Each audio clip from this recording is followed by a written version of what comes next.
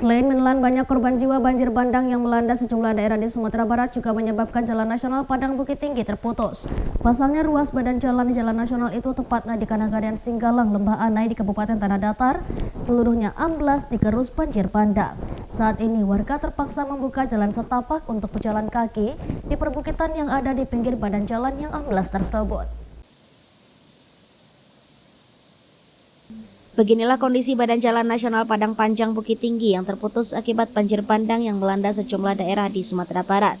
Seluruh badan jalan yang berada di Kanagarian Singgalang, Lembah Anai, Kabupaten Tanah Datar itu tidak dapat dilewati sama sekali baik pejalan kaki maupun kendaraan.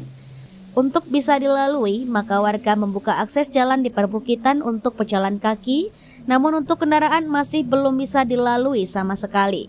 Untuk memperbaiki badan jalan yang terputus itu, pemerintah sudah mengerahkan belasan alat berat ke lokasi tersebut. Syafrizal, salah seorang warga Padang Panjang, berharap ke pemerintah untuk segera memperbaiki badan jalan yang terputus tersebut karena berdampak kepada perekonomian masyarakat. Pasalnya badan jalan yang terputus itu merupakan jalan nasional yang banyak dilalui oleh kendaraan.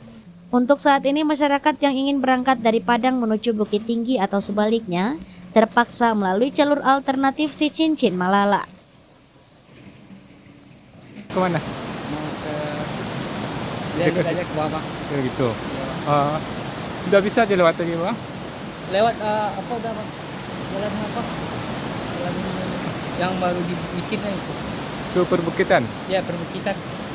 Harapannya supaya cepat bagus jalannya kayak gitu. Ini kejadian yang terparah nih. Ini kejadian terparah nih selama ini, Pak. Ini yang paling parah banjir ini. Dari Padang Pariaman, Sumatera Barat, Eka Gus Priyadi, iNews melaporkan.